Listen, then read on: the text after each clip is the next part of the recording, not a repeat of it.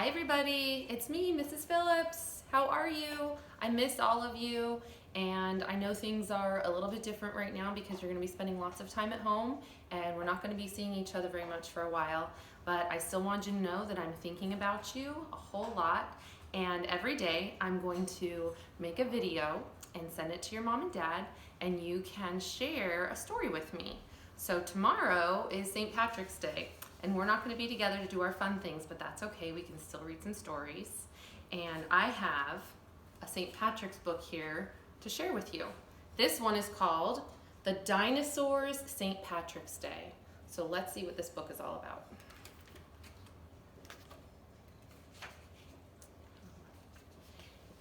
It was a cool, crisp morning. The long gray winter was slowly coming to an end, and spring was on the horizon. Topsy woke up extra early today. Something felt different. Even the air smelled different. Topsy decided he would go and see Logan today. He could collect his favorite red berries on the way.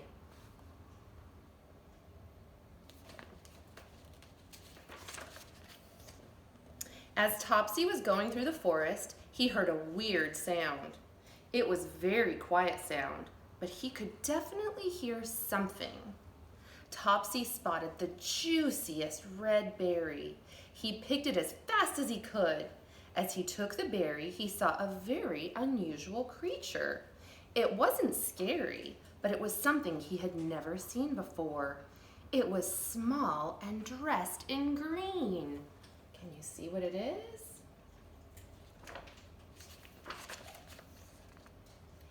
"What are you?" asked Topsy.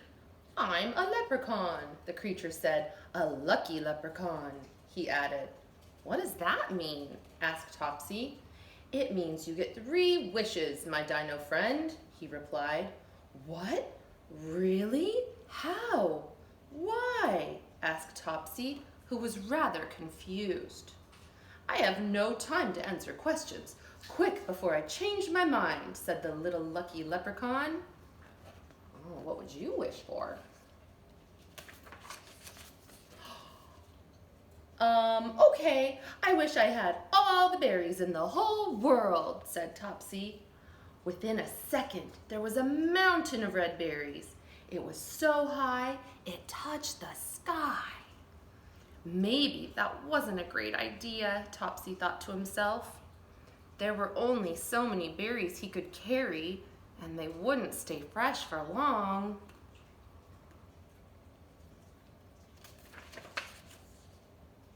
For his second wish, Topsy wished that everything he touched would turn to gold.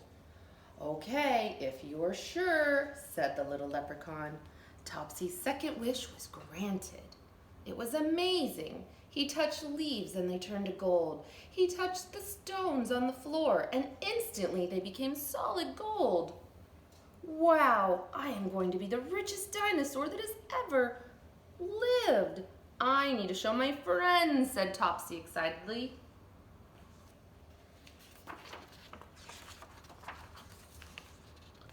Topsy went on his way to see Logan, followed by the leprechaun. "Logan, Logan, look, look, you won't believe it," shouted Topsy. Topsy forgot that everything that he touched would turn to gold. Topsy forgot that everything he touched would turn to gold. Logan instantly turned into a solid gold stone. "Oh no, what have I done? I thought you were a lucky leprechaun," Topsy said. "I am. You still have 1 wish left.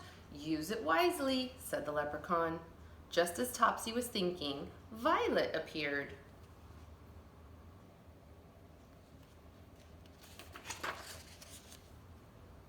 "Hey, Topsy." "Hey, Logan. What has happened? Who is the little green creature?" Violet asked. Before Topsy could answer any of her questions, Violet got close to Topsy. Too close. Violet was now a very gold version of herself.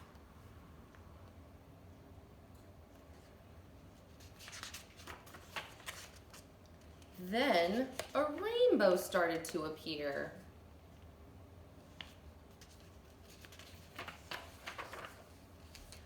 Topsy, you need to come with me now if you want your last wish. I need to make it to the end of the rainbow by sunset. The little leprechaun ran off ahead of Topsy. Wait for me, I need you, shouted Topsy. Once the leprechaun slowed down, Topsy made his final wish.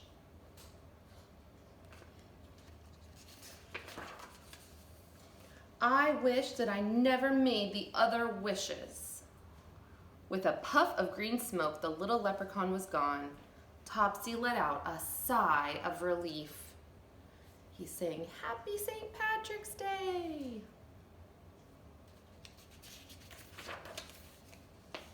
The end of the rainbow was near. It wouldn't hurt to have a sneak peek at what was at the end of the rainbow, he thought. Topsy followed the rainbow to its end. When he got there, he was met with the best surprise. All of his friends were playing at the end of the rainbow.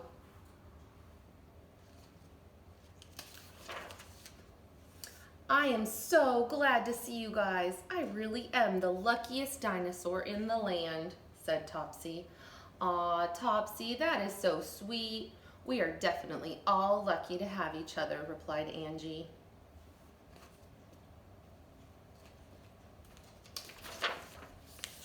The end.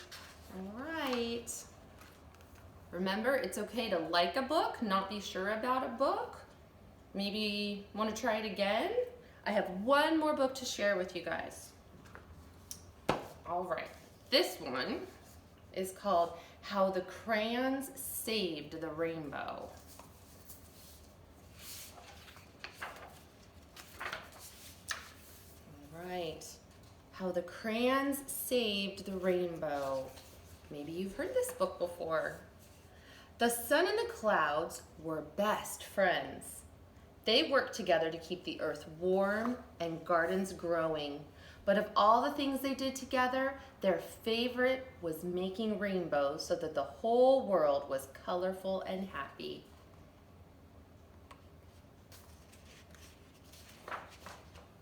Then one day, the sun and the clouds had a big fight. The clouds were blocking the sun, and the sun couldn't shine through to the earth. The sun went sizzle, sizzle, sizzle at the clouds, and the clouds went clap, bang, boom, back. They stopped being friends and were never in the sky together again. You see their faces? They don't look very happy.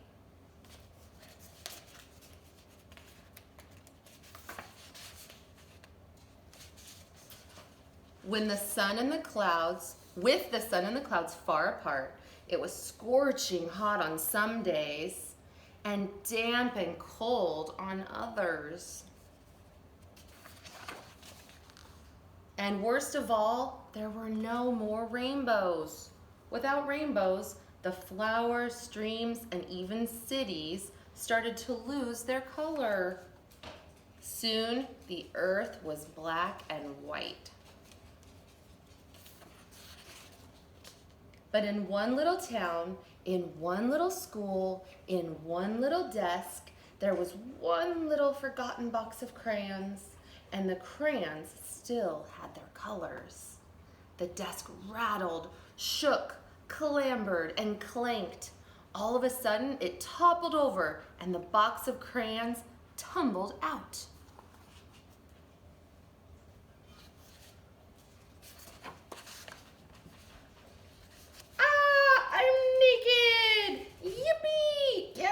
Me. I'm out of here. Woe is me. Hey, where are all the colors? Do you see all the crayons talking?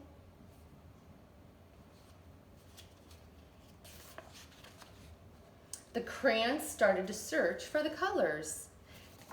They raided marker bins and tore through art projects, but everything as far as they could see was only black and white. Who made all the colors go away? This is so sad. This is terrible. What about daffodils and butter? If oranges aren't orange, do I even exist? The crayons looked out the window. The sun was all the way to one side of the sky looking angry. and the clouds were all the way on the other side looking gloomy. I miss all the colors. We can't even draw rainbows together now. Wait, that's it. We need to save the rainbows.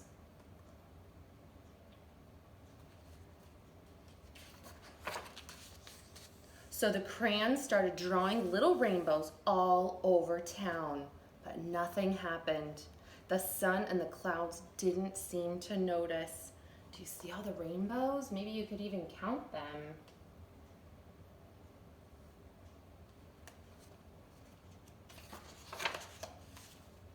We have to make our rainbows bigger, Violet said. Working together, the crayons drew and scribbled.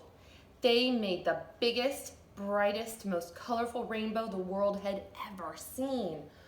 Oh, look at the sun. Look at the clouds. Their faces look different now. Ever so slowly, the sun perked up, and the clouds floated in for a closer look. The sun and the clouds both peered down, admiring the giant rainbow that the crayons had drawn. Look, it's going over the whole city. What bright colors, said the sun. It's incredible, said the clouds. They looked at each other with great big smiles.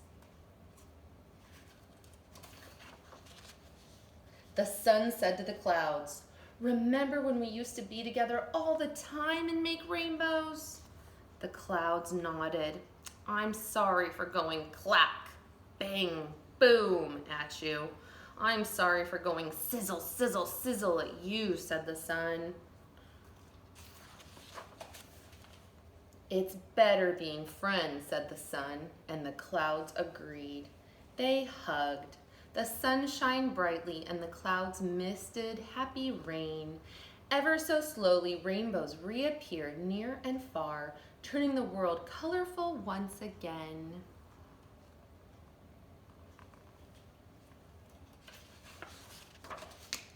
And there's the pretty world.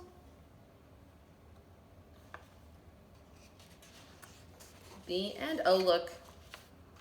One of the crayons is resting. Very tired from drawing all those rainbows. All right. Things are going to be different for a little while, but I will be sending your mom and dad a video every day reading a story. And maybe sometimes we'll even have special guests. All right, I miss you, and hopefully we'll get to see each other soon. Bye.